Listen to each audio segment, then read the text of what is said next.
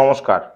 আপনি কমেন্টে জিজ্ঞেস করেছেন যে আপনার হাঁটুতে ব্যথা মানে হাড় ক্ষয় হয়ে গেছে, তো আপনি কোন যোগাসন বা প্রাণায়াম রেগুলার অভ্যাস করবেন। দেখুন, হাঁটুতে হাড় ক্ষয় হয়েছে বা ব্যথা মানে আপনার হয়তো পদ্মাসনে বসতে অসুবিধা হবে বা বজ্রাসনে বসতে অসুবিধা হবে, কিন্তু দণ্ডাসন, সুখাসন এতে আরামসে বসা যাবে। এবার আপনার যদি হাঁটুতে খুবই অসুবিধা হয় তাহলে আপনি দণ্ডাসনে বসবেন। দণ্ডাসন মানে পা দুটোকে সামনের দিকে ছড়িয়ে দিয়ে মেরুদণ্ডকে স্ট্রেট করে প্যারালাল টু দ্য গ্রাউন্ড মানে গ্রাউন্ডের সাথে সমান্তরাল এইভাবে মেরুদণ্ডকে স্ট্রেট করে বসলে এটাকে বলা হয় দণ্ডাসন। এবার আমরা যদি এইভাবেও বসতে অসুবিধা হয় তাহলে আপনি হাতকে পিছনে রেখে রিল্যাক্স এইভাবে বসবেন। বোঝা গেছে? এটাকে বলা হয় দণ্ডাসন। এখন এই অবস্থায় থেকে আপনাকে ভাস্ত্রিকা, কপালভাতি, অনুলোম বিলোম, উদ্গীত, ভামরি এ সমস্ত প্রাণায়ামকে আরামসে করা যায়। এবং এই অবস্থায় থেকে আপনি সূক্ষ্ম ব্যায়াম মানে শরীরকে আরামসে ওয়ার্ম আপ করতে পারবেন। বোঝা গেছে? এবার এই অবস্থায় হাঁটুকে রাখলেন, তারপর আপনি ভাস্ত্রিকা প্রাণায়াম শুরু করলেন রোজ রেগুলার 2 মিনিট। হাতকে উপরে তুলবো শ্বাস নিয়ে এবং শ্বাস ছেড়ে নিচ্ছি। এটা আরামসে করা যেতে পারে যে আপনার হাঁটুতে যতই যন্ত্রণা থাকুক বা যতই হাড় ক্ষয় যাক, এটাকে আরামসে বসে এই ভস্ত্রিকা, কপালভাতি, অনুলোম বিলোম অবশ্যই করা যাবে। এবং রেগুলার যদি আপনি এই প্রাণায়ামগুলোকে প্র্যাকটিস করেন তাহলে হয়তো আপনার হাঁটুর যে মাসলস একটু স্ট্রেচ করলেন, হয়তো ইমপ্রুভ হবে, আপনার এসিএল পিসিএল কিছুটা হলেও মজবুত এবং শক্তিশালী হবে। পরবর্তীকালে আপনি ধীরে ধীরে সহজ এবং সরল আসন আরামসে করতে পারবেন। যেমন পশ্চিম উত্তানাসন আগেই শিখেছি, বোঝা গেছে?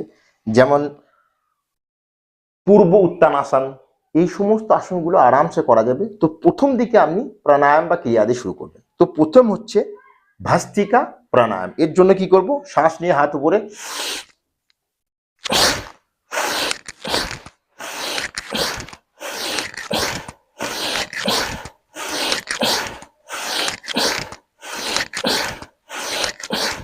বোঝা গেছে? এইভাবে আপনি ভস্ত্রিকা প্রাণায়ামকে রেগুলার অভ্যাস করবেন। এর ফলে কি হবে? আপনার শরীর ওয়ার্ম আপ।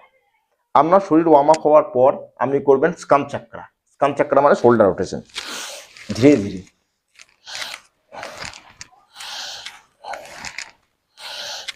অপোজিট সাইড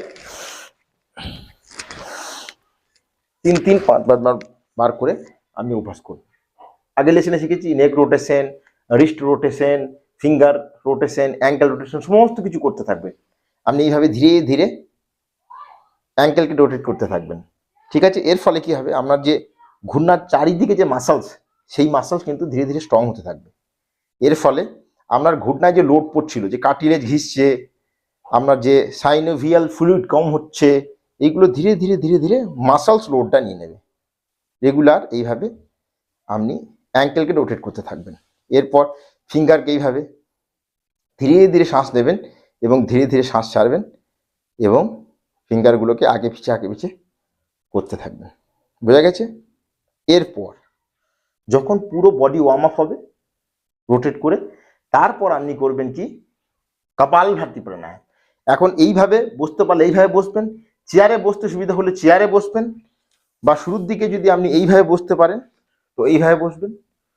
আশা করি আপনি সুখাসনে বসতে পারবেন তো সুখাসনে বসবেন। বোঝা গেছে?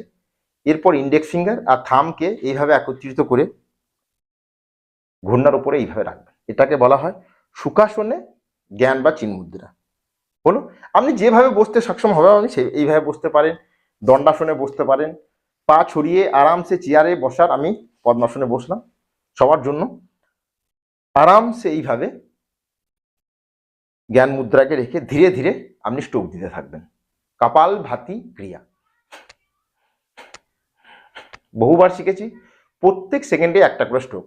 প্রত্যহ সকাল এবং সন্ধ্যায় 2 মিনিট ভস্ত্রিকা দেখালাম, শ্বাস নেওয়া শ্বাস ছাড়া, ধীরে ধীরে শ্বাস নিতে থাকবেন, ধীরে ধীরে শ্বাসকে ছাড়তে থাকবেন। আপনার ক্যাপাসিটি অনুযায়ী যেমন ভাবে আপনি করতে কমফোর্টেবল ফিল করবেন আপনি সেইভাবে করবেন।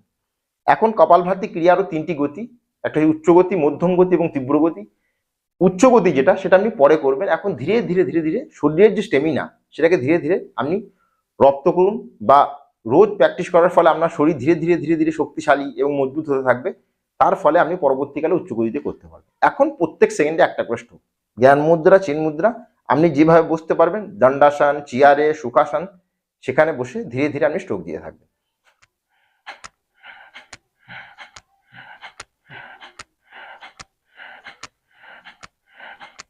শ্বাসকে ফোর্সের সাথে ছাড়তে হবে, শ্বাস নেওয়াটা অটোমেটিক্যালি, মানে আপনি এক্সেল করছেন ফোর্সের সাথে শ্বাসকে, আর শ্বাস নেওয়াটা অটোমেটিক হচ্ছে।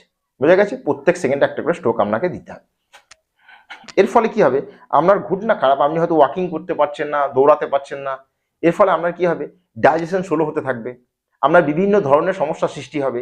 কিন্তু যদি রেগুলার কপালভাতি ক্রিয়াকে 5 মিনিট করা যায়, তাহলে আপনার ডাইজেশন ইমপ্রুভ হবে, আপনার বাকি যে সমস্যার সৃষ্টি হতে পারে, যেমন আপনার রেসপিরেটরি সিস্টেম, যেমন আস্থামা, শ্বাস নেওয়ার যে একটা প্রবলেম সৃষ্টি হয় বয়সকালে, সেসবের সমস্যা দূর হবে, আপনার প্রোস্টেট গ্ল্যান্ড, আপনার কিডনির সমস্যা, আপনার বিভিন্ন ধরনের সমস্যা ধীরে ধীরে ধীরে ধীরে নির্মূল হতে থাকবে যদি আপনি রেগুলার 5 মিনিট কপালভাতি ক্রিয়াকে অভ্যাস করেন।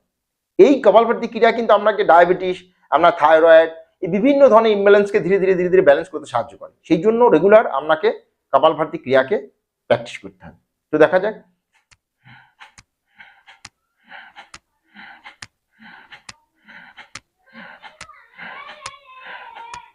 এরপর আপনাকে করতে হবে অনুলোম বিলোম।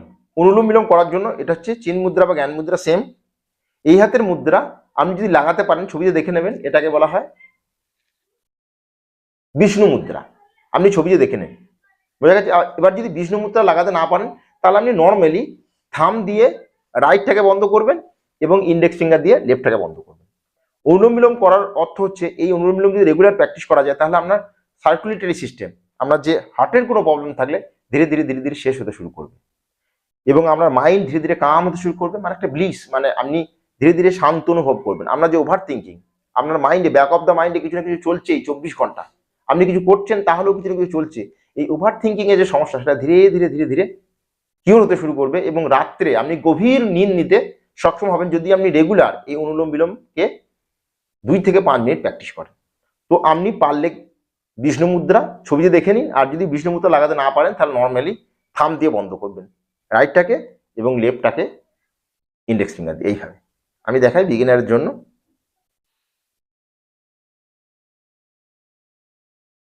লেফট দিয়ে শ্বাস নিলাম ফুল, এবং লেফটটাকে বন্ধ করে রাইট দিয়ে ধীরে ধীরে শ্বাসকে ছাড়লাম।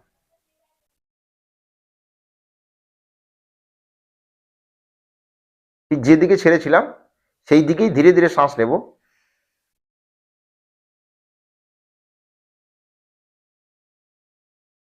এবং লেফট দিয়ে ছাড়বো।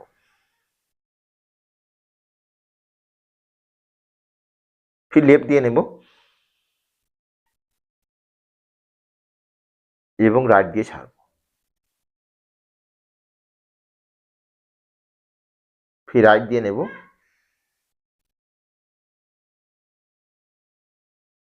এবং লেফট দিয়ে ছাড়বো।